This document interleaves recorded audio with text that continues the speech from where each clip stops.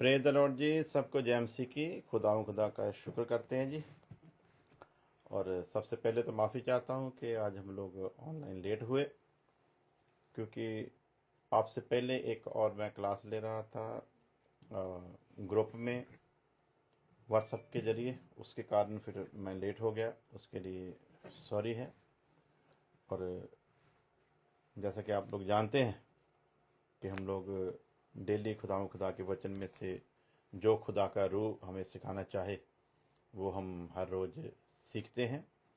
और आज भी हम लोग एक दूसरे के रूबरू हुए हैं और हमारा ईमान है कि खुदा आज भी हमें कुछ ना कुछ नया सिखाएगा। तो आज हम लोग जो हमने विषय शुरू किया उससे हटकर थोड़ा सीखेंगे, और फिर कल को उन्हीं भविष्यवाणियों के विषय में हम लोग फिर दोबारा शुरू करेंगे। और उसी मसीह के बारे में हम लोग थोड़ा आज सीखेंगे कि खुदा का वचन उस मसीह के बारे में हमें क्या क्या सिखाता है। पहला पत्रस उसका 3 अध्याय उसकी 18 आयत से मैं पढ़ूंगा और थोड़ी देर के लिए आज हम लोग विचार करेंगे। और हमने थोड़ा इसमें चेंज किया है। कुछ नए लोग जो गैर मसीही लोग हैं वो भी वचन को सुनते हैं और उनकी चाहत होती है कि उनके लिए प्रार्थना की जाए। और जैसा हम लोग बिलीव करते हैं, जिस तरीके में हम लोग हैं कि हम लोग ईश्वरीय चंगाई में विश्वास रखते हैं, इसलिए किसी के लिए प्रार्थना जब वो कहता है तो हमारा करना फर्ज बनता है। तो इसीलिए हमने इसमें अभी जो एक थोड़ा सा परिवर्तन लाए हैं, जहां हम लोग खुदा के वचन को सीखेंगे, उसके साथ साथ हम लोग उन लोगों के लिए यदि वो ऑनलाइन चाहें तो यहाँ पर भी प्रार्थना करेंगे। यदि वो प्रार्थना की रिक्वेस्ट भेजेंगे तो उनका नाम लेकर भी प्रार्थना करेंगे। और जैसे भी उनको खुदा में विश्वास रखते हुए उनकी तमन्ना होगी, उसी हिसाब से हम लोग उनके साथ फिर रूबरू होंगे। सो आइए मैं आपके सामने वचन पढ़ना चाहूँगा। पहला पत्रस उसका 3 अध्याय उसकी 18 आयत। इसलिए कि मसीह ने भी अर्थात अधर्मियों के लिए धर्मी ने पापों के कारण एक बार दुख उठाया। सो ये वो मसीहा जिसके बारे में हम लोग सीख रहे हैं, इस मसीहा के बारे में खुदा का दास पत्रस बड़ी जबरदस्त बात लिखता है। इसलिए कि मसीह ने भी अर्थात अधर्मियों के लिए धर्मी ने पापों के कारण एक बार दुख उठाया। तो हमारे एक भाई ने सवाल किया था कि जब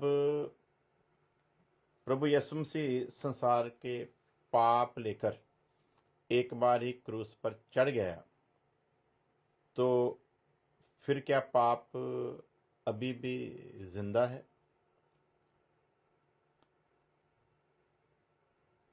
सो जवाब है कि पाप आज भी जिंदा है। जवाब क्या है कि पाप आज भी जिंदा है। और ये पाप तब तक जिंदा रहेगा जब तक परमेश्वर न्याय के सिंहासन पर बैठकर सब कुछ मुकम्मल नहीं कर देता।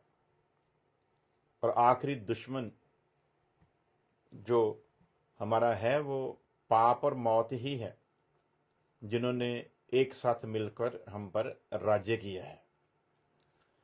सो यीशु मसीह संसार के पाप लेकर जब क्रूस पर चढ़ा तो उसको ध्यान देना है कि परमेश्वर के न्याय का जो दंड था वो पाप पर उंडेला गया। यीशु मसीह जब क्रूस पर लटका है, जब वो कहता है कि ए बाप तूने मुझे क्यों छोड़ दिया, उसका सीधा सीधा जो अर्थ है वो ये है कि जब यीशु मसीह सारी दुनिया के पाप का जुम्मा लेकर सलीब पर चढ़ा है, तो यीशु मसीह पापी नहीं ठहर गया, पाप को लेकर चढ़ा है। और अब परमेश्वर इसलिए उसे छोड़ देता है, उसकी कई सारी वजह है। पहली वजह, अगर परमेश्वर उस वक्त प्रभु यीशु मसीह को ना छोड़ता तो प्रभु यीशु मसीह कभी भी सलीब पर कुर्बान नहीं मर नहीं सकता था। सो विषय मैं बताऊंगा आप लोगों को, तो आप YouTube पर जो मैंने डाला उसको बाद में सुन लेना कि यीशु मसीह सलीब पर जब चढ़ा है, पिता के छोड़ने का कारण है कि वो संसार के पाप का जुम्मा लिए हुए चढ़ा है। पाप से परमेश्वर को नफरत है, और यशाया यिर्मयाह साफ करके बताते हैं कि पाप के कारण हमारे बीच और परमेश्वर के बीच जुदाई है। तो अब यीशु मसीह जब पाप को लेकर चढ़ा, पिता ने यीशु मसीह से मुंह नहीं फेरा था। जब यीशु मसीह ने कहा ना ऊंची आवाज में कि ऐ बाप तूने मुझे क्यों छोड़ दिया, तो यीशु मसीह को जब देखते हैं तो पिता ने यीशु मसीह को नहीं छोड़ा था। उसमें गहराइयां हैं जो हमें सीखनी है कि छोड़ा भी है तो छोड़ने का कारण क्या है, और नहीं भी छोड़ा है वो सब कुछ देखेंगे। पहली बात, पिता पुत्र पवित्र आत्मा कभी भी अलग नहीं होते, ये बात याद रखना। कभी कभी अज्ञानता में लोग कह देते हैं एक पिता का युग था, एक पुत्र का युग है, एक पवित्र आत्मा का युग अभी चल रहा है। जब पवित्र आत्मा का युग चल रहा है तो तीनों ही हैं, एक नहीं है, वो अलग अलग नहीं होते कभी, वो हमेशा। जब पवित्र आत्मा है तो पवित्र आत्मा में भी तीनों हैं, जब पुत्र है तो पुत्र में ही तीनों हैं, जब पिता है तो पिता में ही तीनों हैं। तो तीनों कभी एक दूसरे से अलग नहीं होते। अब यीशु मसीह के बारे में जब सीखते हैं, इस मसीहा के बारे में जो दुनिया की निजात का कारण बना, जो दुनिया को छुड़ाने वाला बना, जो दुनिया के पाप को माफ करने वाला बना, उस यीशु मसीह के बारे में जब हम देखते हैं तो विचार करते हैं तो हमें पता चलता है खुदा के सारे इंतजाम का। तो उस इंतजाम में हम लोग क्या देखते हैं, यीशु मसीह जब धरती पर मनुष्य के रूप में है, कई लोग अज्ञानता में कह देते हैं वो आधा खुदा था आधा मनुष्य था। ये बड़ी ही एक अज्ञानता की बात है। यीशु मसीह पूरा मनुष्य था, और मनुष्य के भीतर पूरे का पूरा वो अंदर से खुदा था। मैं फिर रिपीट करूंगा, यीशु मसीह मनुष्य के रूप में जब धरती पर है, तो यीशु मसीह मनुष्य के रूप में धरती पर होते हुए पूरा मुकम्मल मनुष्य भी है। भूख लगती है खाता भी है, नींद आती सोता भी है, और गलत चीजों को देखकर गुस्से में भी आता है, और प्रेमी होने के कारण प्रेम को भी छोड़ता नहीं। सो मनुष्य जब देखे तो पूरे का पूरा मनुष्य है, जब बाहर से देखते हैं वो पूरे का पूरा मनुष्य है। जब भीतरी से देखते हैं तो मनुष्य वो काम नहीं कर सकता जो प्रभु यीशु मसीह कर रहा है। मनुष्य वो काम नहीं कर सकता जो प्रभु यीशु मसीह कर सकता है।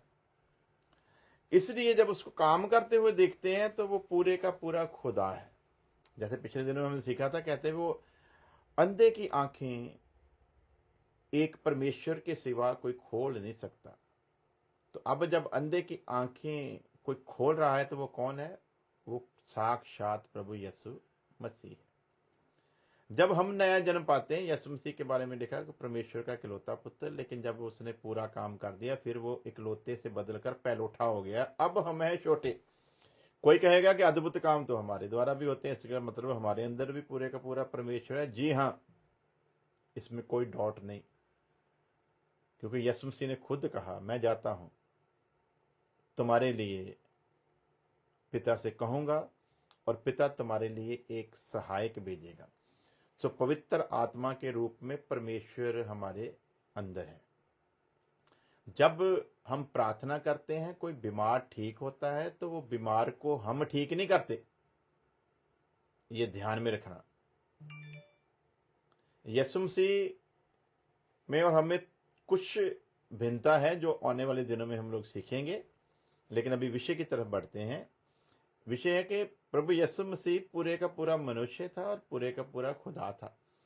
अब कोई कहेगा कि यदि अद्भुत कामों के कारण हम कहें कि वो खुदा था, जैसे उसने अंधे की आंखें ठीक कर दी, 4 दिन के मरे हुए लाजर को कब्र में से बुला लिया, जहाँ जैरूस की बेटी को जिंदा किया, या नाइन विधवा के बेटे को जिंदा किया, तो ये सारी बातें जब देखते हैं तो हम कह सकते हैं कि ये सब अद्भुत काम तो आज भी होते, तो आज भी वो अद्भुत काम करने वाला खुदा ही है।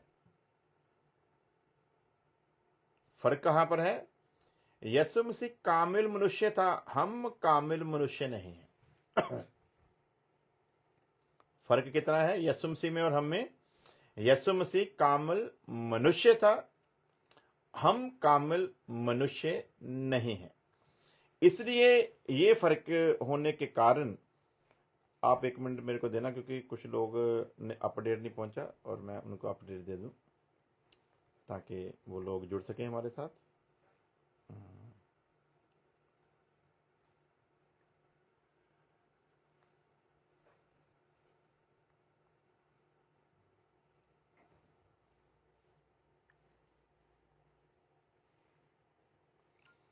जी, हम आते हैं अपने विषय पर कि यीशु मसीह के द्वारा अद्भुत काम होते थे, आज उसके सेवकों के द्वारा अद्भुत काम होते हैं। यीशु मसीह जब अद्भुत काम करता है तो करने वाला सर्वशक्तिमान परमेश्वर ही है, लेकिन यीशु मसीह मनुष्य के रूप में जब है तो वो निष्पाप है। यीशु मसीह का जन्म उस तरह नहीं हुआ जिस तरह आपका और मेरा हुआ है। इसलिए यीशु मसीह कामल मनुष्य था, क्योंकि मनुष्य के रूप में भी उसमें कोई पाप नहीं था। आप और हम हैं, पहली बात, जब हम चुने गए हैं तो पाप में से ही निकाले गए हैं। अगली बात, खुदावंद खुदा ने हमारे पाप को माफ किया है, लेकिन हमारे अंदर जो पाप को पैदा करने वाली इच्छा है उसको बाहर नहीं निकाला। वो इच्छा हमारे मरते दम तक हमारे भीतर रहती है, और उस इच्छा का एक ही काम होता है कि किसी न किसी तरह हमको खुदा के इंतजाम के खिलाफ लेकर जाए। वो इच्छा खुद कुछ नहीं कर सकती जितनी देर तक बाहर से उसको ऊर्जा न मिले। तो बाहर से ऊर्जा देने वाला शैतान, जो हम सब का दुश्मन है, जो पाड़ खाने वाले शेर की मानिद ढूंढता रहता है कि किसे पाड़ खाएं, वो उस शरीर की इच्छा को ऊर्जा देने के लिए बाहर से तीरों के रूप में वो अपने विचार भेजता रहता है कि किसी न किसी तरह जिसने नया जन्म पाया है, जिसके भीतर पवित्र आत्मा है, किसी न किसी तरह कुछ ना कुछ करके शरीर की जो इच्छा इसके अंदर है वहां तक मैं कोई विचार भेजूं, ताकि ये उस विचार का गुलाम हो, और उस विचार का गुलाम होकर ये दोबारा पाप करे। पाप जब करेगा, परमेश्वर पाप विरोधी है, परमेश्वर पाप से नफरत करता है। जो कनेक्शन पवित्र आत्मा के द्वारा इसका जुड़ गया है वो किसी न किसी तरह टूट जाए। इसलिए शैतान बाहर से तीरों के वो वार करता रहता है। हमको विश्वास की डाल दी है, इसलिए हमने उन विचारों को रोकते रहना है जो खुदावंद खुदा के ज्ञान के विरोध में सिर उठाते हैं, उनको कुचलते जाना है। इसलिए जब हम अपनी तुलना मसीह के साथ करने की कोशिश करेंगे, या करते हैं, जब समझाने के लिए कोई दलील देते हैं, तो उसका सीधा सीधा एक मतलब समझने, यीशु मसीह मनुष्य के रूप में कामिल मनुष्य है। पैदा होने से के दिन से लेकर उसके आकाश पे उठाए जाने के समय तक उसमें कोई पाप नहीं। इसलिए वो ठोक कर कहता है, तुम में से कौन है जो मुझ पर पाप साबित करता है। आगे रसूलों ने भी लिखा, उसमें कोई पाप नहीं था। सजा देने वाला पिलातूस भी कहता है कि मैं इसमें कोई भी पाप नहीं देखता। पिलातूस की औरत भी कहती है, इस धर्मी जन को हाथ ना लगाना, ये धर्मी जन है और मैंने इसके विषय में ख्वाब देखा है। सो प्यारे अजीजों, अद्भुत काम के साथ अगर कोई बहस करनी चाहे कि अद्भुत काम तो फिर हमारे साथ भी द्वारा भी होते हैं, तो हमारे द्वारा अद्भुत काम पवित्र आत्मा ही करता है। पवित्र आत्मा के द्वारा पाक मरियम जो है वो गर्भवती होती है। पवित्र आत्मा के वसीला से ही प्रभु यीशु मसीह उसकी कोख में आता है और फिर जन्म लेता है, और पवित्र आत्मा का ही काम हम वहां पर देखते हैं। सो देखते हैं कि पवित्र आत्मा आज हम में होकर काम करता है, लेकिन फर्क फिर मैं बताऊं वही है कि हम कामिल इंसान नहीं, यीशु मसीह कामिल इंसान था, और कामिल इंसान होने के साथ साथ वो कामिल परमेश्वर है, वो कामिल परमेश्वर है, कामिल मनुष्य है। हम ना तो कामिल परमेश्वर है ना कामिल मनुष्य हैं। इस बात को भी हमें ध्यान में रखना है। जब यीशु मसीह सलीब पर दुनिया के पाप को लेकर चढ़ा है, परमेश्वर, हम देखते हैं कि हमारे लिए यीशु मसीह है लटका हुआ। हम देखते हैं सलीब पर कौन लटका हुआ है? प्रभु यीशु मसीह लटका हुआ, जिसने हमारे लिए कुर्बानी दी है। परमेश्वर ऐसे नहीं देखता उसको। हम देखते हैं यीशु मसीह मेरे पाप के लिए सलीब पर लटका है। परमेश्वर जब देखता है लटके हुए यीशु मसीह को, तो परमेश्वर यीशु मसीह को लटका हुआ नहीं, बल्कि सलीब पर पाप को लटका हुआ देखता है। अब देखना, मैंने ये शब्द जो कहा है ना, ये बड़े सारे ज्ञानवान उठेंगे अभी और एक नया विवाद खड़ा करने की कोशिश करेंगे, लेकिन आप समझना, हम उनको नहीं समझाएंगे। समझ लेना, पहले सबसे पहली बात, शापित है वो जो दरख्त पर लटका, यानी कि ये मौत ही शरापत थी। जिसको भी लटकाया जाता था सलीब पर, उसको एक लानत के रूप में देखा जाता था, एक लानती इंसान के रूप में देखा जाता था। यीशु मसीह हमारे लिए लानती नहीं बना, यीशु मसीह हमारे लिए पापी नहीं बना, यीशु मसीह हमारे लिए पाप बना। पाप बनकर वो सलीब पर चढ़ा और उस पाप पर परमेश्वर ने अपने न्याय के क्रोध को उंडेला।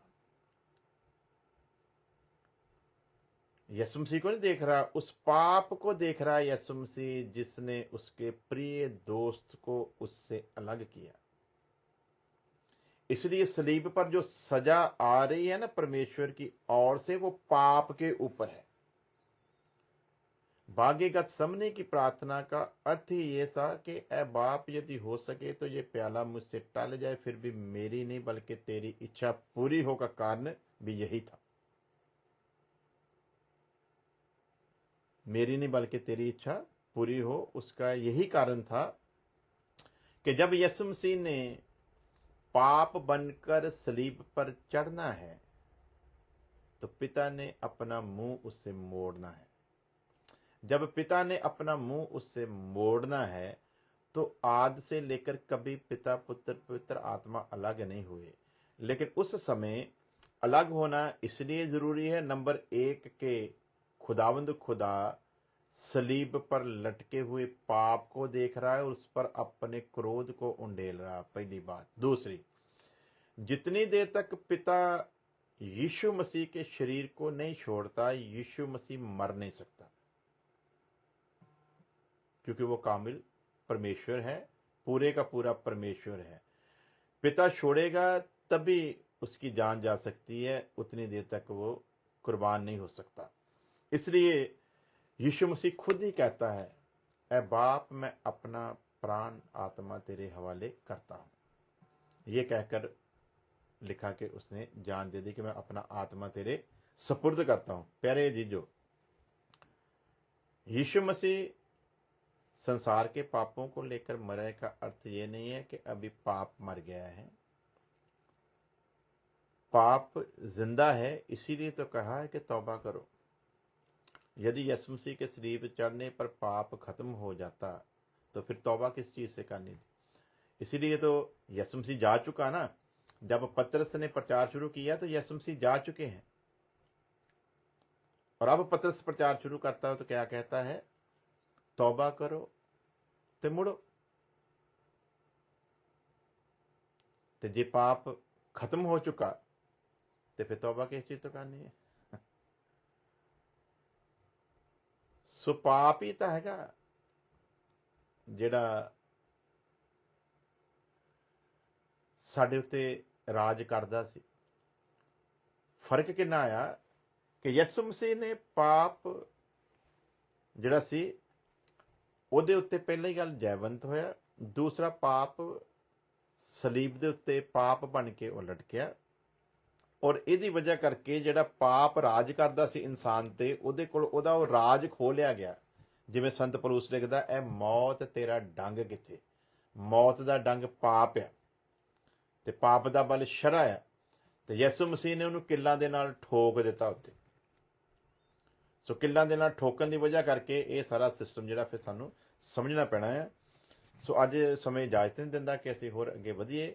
ਖੁਦਾ ਨੇ ਚਾਹਿਆ ਤੇ ਇਦਾਂ ਹੀ ਹੌਲੀ ਹੌਲੀ ਸਿੱਖਦੇ ਰਵਾਂਗੇ। ਅਗਰ ਖੁਦਾ ਦੀ ਆਮਦ ਦੇ ਵਿੱਚ ਦੇਰੀ ਹੈ ਤੇ ਅਸੀਂ ਕੱਲ ਫਿਰ ਇਸੇ ਤਰ੍ਹਾਂ ਖੁਦਾ ਜੋ ਵੀ ਸਾਨੂੰ ਬਖਸ਼ੇਗਾ ਅਸੀਂ ਉਹਨੂੰ ਸਿੱਖਦੇ ਜਾਵਾਂਗੇ। ਔਰ ਅਗਰ ਜੋ ਤੁਸੀਂ ਸਿੱਖਿਆ ਇਹਦੇ ਬਾਰੇ 'ਚ ਅਗਰ ਤੁਹਾਡੇ ਕੋਲ ਕੋਈ ਸਵਾਲ ਹੋਵੇ, ਤੁਸੀਂ WhatsApp ਤੇ ਮੇਰੇ ਨੰਬਰ ਤੇ ਮੇਰੇ ਨਾਲ ਕਰ ਸਕਦੇ ਹੋ। ਕਮੈਂਟ ਜਿਹੜਾ ਪੇਜ ਦੇ ਉੱਤੇ ਹੁੰਦਾ ਉਹਦੇ ਤੇ ਨਹੀਂ ਕਰਨਾ ਤੁਸੀਂ ਕੋਈ ਵੀ ਇੱਦਾਂ ਦਾ ਸਵਾਲ ਤੁਸੀਂ ਜਿਹੜਾ ਹੈਗਾ ਤੁਸੀਂ ਹਮੇਸ਼ਾ ਜਦੋਂ ਵੀ ਕਰਨਾ। ਕੁਝ ਲੋਕ ਮੈਸੇਂਜਰ ਦੇ ਵਿੱਚ ਮੈਨੂੰ ਸਵਾਲ ਕਰਦੇ ਆ, ਮੇਰੇ ਫੇਸਬੁੱਕ ਮੈਸੇਂਜਰ ਦੇ ਵਿੱਚ। ਮੈਂ ਬਹੁਤ ਵਾਰ ਵੀਡੀਓ ਵੀ ਬਣਾਈਆਂ ਤੇ ਲੋਕਾਂ ਨੂੰ ਬੇਨਤੀ ਕੀਤੀ ਹੈ, ਮੈਂ ਮੈਸੇਂਜਰ ਨੂੰ ਬਹੁਤ ਘੱਟ ਚੈੱਕ ਕਰਦਾ, ਬਹੁਤ ਘੱਟ ਦੇਖਦਾ। ਔਰ ਜਦੋਂ ਮੈਂ ਦੇਖਦਾ ਲੋਕਾਂ ਦੇ ਹਜ਼ਾਰਾਂ ਮੈਸੇਜ ਉਹਦੇ 'ਚ ਹੁੰਦੇ ਆ। ਪਰ ਕਈ ਲੋਕ ਮੇਰੇ ਨਾਲ ਗੁੱਸੇ ਹੋ ਚੁੱਕੇ ਹੁੰਦੇ ਕਿ ਅਸੀਂ ਤੁਹਾਨੂੰ 2 ਮਹੀਨੇ ਤੋਂ 4 ਮਹੀਨੇ ਤੋਂ 6 ਮਹੀਨੇ ਤੋਂ ਮੈਸੇਂਜਰ 'ਚ ਮੈਸੇਜ ਕਰਦੇ, ਤੁਸੀਂ ਪੜ੍ਹਿਆ ਨਹੀਂ। ਤੇ ਮੈਂ ਇਹ ਦੱਸਣਾ ਚਾਹੁੰਦਾ, ਮੈਂ ਮੈਸੇਂਜਰ ਯੂਜ਼ ਨਹੀਂ ਕਰਦਾ। ਕਦੀ ਕਿਤੇ ਮੈਂ ਕਿਤੇ ਅਚਾਨਕ ਉਹਨੂੰ ਖੋਲ੍ਹ ਲਵਾਂ। ਦੂਸਰੀ ਗੱਲ, ਤੁਹਾਨੂੰ ਪਤਾ ਹੀ ਹੈ ਕਿ ਮੈਂ ਇਸ ਦੇਸ਼ ਵਿੱਚ ਜਿੱਥੇ ਰਹਿਣਾ, ਇੱਥੇ ਦਾ ਬੰਦੇ ਦਾ ਇੱਕ ਟਾਈਮ ਹੀ ਨਹੀਂ ਹੁੰਦਾ ਬੰਦੇ ਕੋਲ। ਸੋ ਤੁਹਾਨੂੰ ਪਤਾ ਹੀ ਹੈ ਕਿ ਮੈਂ ਕੋਈ ਏਡਾ ਵੀ ਕੋਈ ਨਾਮੀ ਕੋਈ ਸੇਵਕ ਨਹੀਂ ਹੈ ਵੀ ਜਿਹਦੇ ਕੋਲ ਇੱਕ ਬਹੁਤ ਵੱਡੀ ਟੀਮ ਹੋਵੇ ਜਿਹੜੀ ਇਹਨਾਂ ਸਾਰੀਆਂ ਚੀਜ਼ਾਂ ਨੂੰ ਹੈਂਡਲ ਕਰ ਸਕੇ ਜਾਂ ਕੋਈ ਇੱਦਾਂ ਦਾ ਕੋਈ ਸਾਥ ਦੇ ਸਕੇ। ਮੈਂ ਸਭ ਕੁਝ ਖੁਦਾ ਦੇ ਫਜ਼ਲ ਦੇ ਨਾਲ ਆਪ ਹੀ ਇਕੱਲਾ ਹੀ ਲੱਗਿਆ ਹੋਇਆ ਸਾਰੀ ਦੌੜ ਦੇ ਵਿੱਚ। ਤੇ ਉਹਦੇ ਵਿੱਚ ਫਿਰ ਇੰਨਾ ਸਮਾਂ ਨਹੀਂ ਹੁੰਦਾ ਮੇਰੇ ਕੋਲ ਕਿ ਮੈਂ ਮੈਸੇਂਜਰ ਨੂੰ ਵੀ ਚੈੱਕ ਕਰਾਂ, ਮੈਂ ਜਿਹੜੇ ਟੈਕਸਟ ਮੈਸੇਜ ਆ ਉਹਨਾਂ ਨੂੰ ਵੀ ਚੈੱਕ ਕਰਾਂ, ਫਿਰ ਮੈਂ ਜਾ ਕੇ ਤੇ WhatsApp ਵੀ ਚੈੱਕ ਕਰਾਂ। ਸੋ WhatsApp ਦੇ ਉੱਤੇ ਜਦੋਂ ਕੋਈ ਮੈਸੇਜ ਆ ਜਾਂਦਾ ਉਹ ਤਕਰੀਬਨ ਜੇ ਅੱਜ ਨਹੀਂ ਤੇ ਕੱਲ੍ਹ ਨਹੀਂ ਤੇ ਪਰਸੋਂ ਮੈਂ 2-3 ਦਿਨ ਦੇ ਵਿੱਚ ਉਹ ਦੇਖ ਲੈਣਾ ਹੈ। ਤੇ ਜਦੋਂ ਫਿਰ ਮੇਰੇ ਕੋਲ ਸਮਾਂ ਮਿਲਦਾ ਮੈਂ ਉਹਦਾ ਜਵਾਬ ਦੇ ਦਿੰਦਾ ਹੈ। ਸੋ ਮੈਸੇਂਜਰ ਤੇ ਮੈਸੇਜ ਕਰਨ ਵਾਲੇ ਲੋਕ ਗੁੱਸਾ ਨਾ ਕਰਿਆ ਕਰਨ, ਮੈਂ ਮੈਸੇਂਜਰ ਬਹੁਤ ਘੱਟ ਦੇਖਦਾ। ਔਰ ਜਦੋਂ ਮੈਂ ਫਿਰ ਦੇਖਦਾ ਤੇ ਰਿਪਲਾਈ ਕਰਦਾ ਤਾਂ 3-3 4-4 6-6 ਮਹੀਨੇ ਨਿਕਲ ਚੁੱਕੇ ਹੁੰਦੇ ਆ। ਸੋ ਇਸ ਸਬਜੈਕਟ ਦੇ ਵਿਸ਼ੇ ਵੀ ਅਗਰ ਕਿਸੇ ਨੇ ਕੋਈ ਸਵਾਲ ਕਰਨਾ ਹੋਵੇ ਤਾਂ ਉਹ ਮੇਰੇ WhatsApp ਤੇ ਜਾ ਕੇ ਮੈਨੂੰ ਸਵਾਲ ਪੁੱਛ ਸਕਦਾ। ਜਿਹੜੀ ਕੋਈ ਗੱਲ ਸਮਝ ਨਾ ਆਈ ਹੋਵੇ ਤੇ ਉਹਨੂੰ ਫਿਰ ਆਪਾਂ ਖੁਦਾ ਦੀ ਕਿਰਪਾ ਦੇ ਨਾਲ ਬੜੇ ਵਧੀਆ ਢੰਗ ਦੇ ਨਾਲ ਦੱਸਾਂਗੇ। ਸੋ ਦੁਆ 'ਚ ਯਾਦ ਰੱਖਣਾ ਖੁਦਾ ਤੁਹਾਡੇ ਨਾਲ ਹੋਵੇ, ਔਰ ਖੁਦਾ ਦੇ ਕੋਲੋਂ ਉਹਦੇ ਰਹਿਮ ਨੂੰ ਮੰਗੋ ਕਿ ਅਸੀਂ ਸਿੱਖਦੇ ਰਹੀਏ ਇਸੇ ਤਰ੍ਹਾਂ ਹੀ, ਕਿਉਂਕਿ ਅੱਜ ਚਮਤਕਾਰ ਬਹੁਤ ਹੋ ਰਹੇ ਆ, ਸ਼ਿਫਾਵਾਂ ਬਹੁਤ ਹੋ ਰਹੀਆਂ। ਔਰ ਮੈਂ ਸ਼ੁਰੂ ਤੋਂ ਦੱਸਦਾ ਆਇਆ ਵੀ ਇਹ ਸਾਰੀਆਂ ਚੀਜ਼ਾਂ ਜਿਹੜੀਆਂ ਆ ਇਹ ਸੇਵਕਾਈ ਦਾ ਹਿੱਸਾ ਆ, ਕਿਉਂਕਿ ਅਸੀਂ ਜਿਹਨਾਂ ਨੂੰ ਲੋਕ 35 ਕੋਰਸ ਕਰਕੇ ਮੁਖਾਤਿਬ ਕਰਦੇ ਆ, ਤੇ ਅਸੀਂ ਜਿਹੜੇ 35 ਕੋਰਸ ਦੇ ਦਿਨ ਤੋਂ ਸੇਵਕਾਈ ਸ਼ੁਰੂ ਹੋਈ ਉਸ ਤਾਲੀਮ ਦੇ ਵਿੱਚ ਬਲੀਵ ਕਰਦੇ ਆ। ਸਾਡੇ ਜਿਹੜੇ ਸਾਰੇ ਬਲੀਵ ਆ ਉਹਨਾਂ ਵਿੱਚ ਇੱਕ ਬਲੀਵ ਇਹ ਹੈ ਕਿ ਅਸੀਂ ਈਸ਼ਵਰੀ ਚੰਗਾਈ ਦੇ ਵਿੱਚ ਵਿਸ਼ਵਾਸ ਰੱਖਦੇ ਹਾਂ। ਸੋ ਖੁਦਾਵੰਦ ਖੁਦਾ ਚੰਗਾ ਕਰਦਾ ਹੈ, ਇਹਦੇ 'ਚ ਕੋਈ ਦੋ ਰਾਏ ਨਹੀਂ। ਲੇਕਿਨ ਬਹੁਤ ਸਾਰੀਆਂ ਸੇਵਕਾਈਆਂ ਨੇ ਇਹ ਗਲਤੀਆਂ ਕੀਤੀਆਂ ਕਿ ਉਹ ਫਿਰ ਇਹਨਾਂ ਵੱਲ ਹੀ ਲੱਗ ਗਏ ਤੇ ਉਹਨਾਂ ਨੇ ਵਚਨ ਨੂੰ ਅਹਿਮੀਅਤ ਨਹੀਂ ਦਿੱਤੀ। ਲੇਕਿਨ ਤੁਸੀਂ ਇਸ ਗੱਲ ਦੇ ਵਿੱਚ ਹਮੇਸ਼ਾ ਬਣੇ ਰਹਿਣਾ ਔਰ ਪ੍ਰਾਰਥਨਾ ਕਰਦੇ ਰਹਿਣਾ ਕਿ ਅਸੀਂ ਜਿੱਥੇ ਇਸ ਈਸ਼ਵਰੀ ਚੰਗਾਈ ਦੇ ਲਈ ਵੀ ਲੋਕਾਂ ਦੇ ਲਈ ਪ੍ਰਾਰਥਨਾ ਕਰੀਏ, ਪਰ ਉੱਥੇ ਇਹ ਹੈ ਵੀ ਅਸੀਂ ਸਿਰਫ ਇਹਨਾਂ ਚੰਗਾਈਆਂ ਵਾਲੇ ਪਾਸੇ ਨਾ ਕਿਤੇ ਭੱਜ ਪਈਏ, ਬਲਕਿ ਅਸੀਂ ਵਚਨ ਨੂੰ ਪਹਿਲ ਦਈਏ। ਔਰ ਉਹਦਾ ਵਚਨ ਹੀ ਲੋਕਾਂ ਨੂੰ ਚੰਗਾ ਕਰੇ, ਉਹਨਾਂ ਦਾ ਵਚਨ ਹੀ ਦੁਸ਼ਟ ਆਤਮਿਆਂ ਨੂੰ ਕੱਢੇ, ਉਹਦਾ ਵਚਨ ਹੀ ਲੋਕਾਂ ਨੂੰ ਪਾਪ ਤੋਂ ਕਾਇਲ ਕਰੇ, ਉਹਦੇ ਵਚਨ ਨੂੰ ਸੁਣ ਕੇ ਲੋਕ ਤੌਬਾ ਕਰਨ, ਉਹਦੇ ਵਚਨ ਦੇ ਦੁਆਰਾ ਹੀ ਲੋਕਾਂ ਨੂੰ ਸ਼ਿਫਾਵਾਂ ਮਿਲਣ, ਉਹਨਾਂ ਦੇ ਵਚਨ ਦੇ ਦੁਆਰਾ ਹੀ ਲੋਕਾਂ ਨੂੰ ਛੁਟਕਾਰਾ ਮਿਲੇ। ਸੋ ਅਸੀਂ ਵਚਨ ਨੂੰ ਕਦੇ ਪਿੱਛੇ ਨਹੀਂ ਪਾ ਸਕਦੇ, ਨਾ ਕਦੇ ਪਾਇਆ। ਸਾਡੇ ਲਈ ਵਚਨ ਪਹਿਲਾਂ ਆ, ਈਸ਼ਵਰੀ ਚੰਗਿਆਈਆਂ ਬਾਅਦ ਵਿੱਚ ਆ, ਕਿਉਂਕਿ ਵਚਨ ਵੀ ਇਹੀ ਕਹਿੰਦਾ, ਉਹ ਵਚਨ ਭੇਜ ਕੇ ਲੋਕਾਂ ਨੂੰ ਚੰਗਾ ਕਰਦਾ ਤੇ ਆਉਣ ਵਾਲੀ ਬਰਬਾਦੀ ਤੋਂ ਬਚਾਉਂਦਾ, ਤਬਾਹੀ ਤੋਂ ਬਚਾਉਂਦਾ ਹੈ। ਸੋ ਇਸ ਲਈ ਪ੍ਰਾਰਥਨਾ ਕਰਦੇ ਰਹੀਏ ਕਿ ਅਸੀਂ ਜਿੱਥੇ ਬਿਮਾਰਾਂ ਨੂੰ ਆਪਣੀਆਂ ਪ੍ਰਾਰਥਨਾਵਾਂ ਵਿੱਚ ਯਾਦ ਕਰੀਏ ਤੇ ਉਹਨਾਂ ਲਈ ਪ੍ਰਾਰਥਨਾਵਾਂ ਕਰਦੇ ਰਹੀਏ, ਜਿੱਥੇ ਦੁਸ਼ਟ ਆਤਮਿਆਂ ਦੇ ਲਈ ਜਿਹੜੇ ਜਕੜੇ ਹੋਏ ਉਹਨਾਂ ਲਈ ਪ੍ਰਾਰਥਨਾਵਾਂ ਕਰਦੇ ਰਹੀਏ, ਜਿਹੜੇ ਪਾਪ ਦੇ ਬੰਧਨ ਵਿੱਚ ਉਹਨਾਂ ਲਈ ਪ੍ਰਾਰਥਨਾ ਕਰਦੇ, ਉੱਥੇ ਨਾਲ ਨਾਲ ਅਸੀਂ ਇਸ ਚੀਜ਼ ਦੇ ਉੱਤੇ ਜਿਹੜਾ ਜ਼ੋਰ ਆ ਉਹ ਬਰਾਬਰ ਪੂਰਾ ਰੱਖਾਂਗੇ, ਤਾਂ ਕਿ ਜਿਹੜਾ ਬੰਦਾ ਪਾਪ ਦੇ ਬੰਧਨ ਤੋਂ ਛੁੱਟ ਕੇ ਆ ਗਿਆ, ਬਿਮਾਰੀ ਦੇ ਬੰਧਨ ਤੋਂ ਛੁੱਟ ਕੇ ਆ ਗਿਆ, ਦੁਸ਼ਟ ਆਤਮਾ ਸ਼ਕਤੀਆਂ ਤੋਂ ਛੁੱਟ ਕੇ ਆ ਗਿਆ, ਉਹਨੂੰ ਵਚਨ ਸਿਖਾਇਆ ਜਾਵੇ ਤਾਂ ਕਿ ਦੁਬਾਰਾ ਉਹ ਇਹਨਾਂ ਚੀਜ਼ਾਂ ਦਾ ਸ਼ਿਕਾਰ ਨਾ ਹੋਵੇ। ਔਰ ਅਗਰ ਦੁਬਾਰਾ ਉਹਨੂੰ ਕੋਈ ਬਿਮਾਰੀ ਆਉਂਦੀ ਹੈ ਤੇ ਬਿਮਾਰੀ ਦੇ ਨਾਲ ਲੜਨ ਵਾਲਾ ਹੋਵੇ, ਬਿਮਾਰੀ ਦੇ ਅੱਗੇ ਹਾਰਨ ਵਾਲਾ ਨਹੀਂ ਹੋਵੇ। ਤੇ ਅਗਰ ਦੁਸ਼ਟ ਸ਼ਕਤੀ ਕੋਈ ਲਾਗੇ ਆਉਣ ਦੀ ਕੋਸ਼ਿਸ਼ ਕਰੇ ਤੇ ਉਹਨੂੰ ਡਾਂਟ ਕੇ ਦੜਾਉਣ ਵਾਲਾ ਹੋਵੇ, ਨਾ ਕਿ ਬਾਰ-ਬਾਰ ਇਹਨਾਂ ਚੀਜ਼ਾਂ ਦੇ ਵਿੱਚ ਹੀ ਲੱਗਾ ਰਵੇ। ਸੋ ਖੁਦਾ ਤੁਹਾਨੂੰ ਬੜੀ ਆਸ਼ੀਸ਼ ਔਰ ਬਰਕਤ ਦੇਵੇ। ਆਓ ਪ੍ਰਾਰਥਨਾ ਕਰਦੇ ਹਾਂ। ਪਿਆਰੇ ਖੁਦਾਵੰ ਖੁਦਾ, ਤੁਹਾਡਾ ਧੰਨਵਾਦ ਕਰਦੇ ਤੁਹਾਡੀ ਦਇਆ, ਤੁਹਾਡੀ ਮੁਹੱਬਤ ਦੇ ਲਈ। ਔਰ ਪ੍ਰਾਰਥਨਾ ਕਰਦਾ ਖੁਦਾਵੰ ਤੁਹਾਡੇ ਦਾਸ ਹੋਣ ਦੇ ਨਾਤੇ ਜਿੰਨੇ ਵੀ ਲੋਕਾਂ ਨੇ ਪ੍ਰਾਰਥਨਾ ਕਰਨ ਲਈ ਕਿਹਾ, ਉਹਨਾਂ ਸਾਰੀਆਂ ਜ਼ਿੰਦਗੀਆਂ ਨੂੰ ਯਾਦ ਕਰਦੇ ਹੋਏ ਦੁਆ ਕਰਦਾ ਖੁਦਾਵੰਦ ਤੁਹਾਡਾ ਰਹਿਮ ਇੱਕ ਇੱਕ ਜ਼ਿੰਦਗੀ ਦੇ ਉੱਤੇ ਬਣਿਆ ਰਵੇ। ਔਰ ਪਿਆਰੇ ਪ੍ਰਭੂ ਜੀ, ਜਿੰਨਿਆਂ ਨੂੰ ਵੀ ਖੁਦਾਵੰਦ ਖੁਦਾ ਕੋਈ ਪ੍ਰੋਬਲਮ ਹੈ, ਕਿਸੇ ਨੂੰ ਕੋਈ ਬਿਮਾਰੀ ਹੈ, ਕੋਈ ਦੁਸ਼ਟ ਸ਼ਕਤੀ ਦਾ ਜਕੜਿਆ ਹੋਇਆ ਖੁਦਾਵੰਦ, ਕਿਸੇ ਨੂੰ ਪਾਪ ਸਤਾ ਰਿਹਾ ਹੈ, ਉਹਨਾਂ ਸਾਰੀਆਂ ਜ਼ਿੰਦਗੀਆਂ ਨੂੰ ਤੁਹਾਡੇ ਤਖਤ ਦੇ ਅੱਗੇ ਲੈ ਕੇ ਉਹਨਾਂ ਔਰ ਤੁਹਾਡੇ ਵੱਡੇ ਰਹਿਮ ਨੂੰ ਹਰੇਕ ਜ਼ਿੰਦਗੀ ਦੇ ਲਈ ਮੰਗ ਲੈਣਾ ਖੁਦਾਵੰਦ। ਤੁਹਾਡਾ ਅਨੁਗ੍ਰਹਿ ਹਰੇਕ ਜ਼ਿੰਦਗੀ ਦੇ ਉੱਤੇ ਹੋਵੇ ਔਰ ਹਰੇਕ ਜ਼ਿੰਦਗੀ ਛੁਟਕਾਰਾ ਪਾਏ ਖੁਦਾਵੰਦ। ਔਰ ਤੁਹਾਡੇ ਵਚਨ ਨੂੰ ਸਿੱਖਦੇ ਹੋਏ ਤੁਹਾਡੀ ਮੁਕਤੀ ਨੂੰ ਪਾਉਣ ਖੁਦਾਵੰਦ, ਤੁਹਾਡੇ ਰਾਜ ਦੇ ਅਧਿਕਾਰੀ ਹੋ ਸਕਣ। ਸਾਡੀ ਪ੍ਰਾਰਥਨਾ ਸੁਣੋ, ਕਬੂਲ ਕਰੋ ਮਸੀਹ ਯਿਸੂ ਦੇ ਨਾਮ ਦੇ ਵਿੱਚ, ਆਮੀਨ ਆਮੀਨ। ਸੋ ਖੁਦਾਵੰ ਖੁਦਾ ਤੁਹਾਨੂੰ ਸਾਰਿਆਂ ਨੂੰ ਬਰਕਤ ਦੇਵੇ ਜੀ। ਔਰ ਅੱਜ ਤੁਸੀਂ ਜਿਹੜੀ ਪੋਸਟ ਕਈਆਂ ਨੇ ਦੇਖ ਵੀ ਲਈ ਹੋਣੀ ਹੈ, ਤੇ ਉਸ ਪੋਸਟ ਦੇ ਮੁਤਾਬਕ ਅਗਰ ਕੋਈ ਚਾਹੁੰਦਾ ਹੈ ਆਨਲਾਈਨ ਵੀ ਪ੍ਰਾਰਥਨਾ ਕਰਾਉਣੀ, ਤੇ ਉਹ ਕੋਸ਼ਿਸ਼ ਕਰਿਆ ਕਰੇ ਕਿ ਇੱਕ ਦਿਨ ਪਹਿਲਾਂ ਜਿਹੜਾ ਹੈ ਉਹ ਸਾਨੂੰ ਪਾ ਦਿਆ ਕਰੇ, ਉਹਦੇ ਵਿੱਚ WhatsApp ਦੇ ਉੱਤੇ ਮੈਸੇਜ ਭੇਜਿਆ ਕਰੇ, ਤਾਂ ਕਿ ਫਿਰ ਅਸੀਂ ਇਸ ਤਰ੍ਹਾਂ ਜਦੋਂ ਰੂਬਰੂ ਹੁੰਦੇ ਹਾਂ ਤੇ ਅਸੀਂ ਪ੍ਰਾਰਥਨਾ ਕਰ ਸਕੀਏ। ਸੋ ਖੁਦਾ ਤੁਹਾਡੇ ਨਾਲ ਹੋਵੇ, ਤੁਹਾਨੂੰ ਸਾਰਿਆਂ ਨੂੰ ਬੜੀ ਆਸ਼ੀਸ਼ ਔਰ ਬਰਕਤ ਦੇਵੇ। ਸਾਰਿਆਂ ਨੂੰ ਜੈ ਮਸੀਹ ਜੀ। God bless you.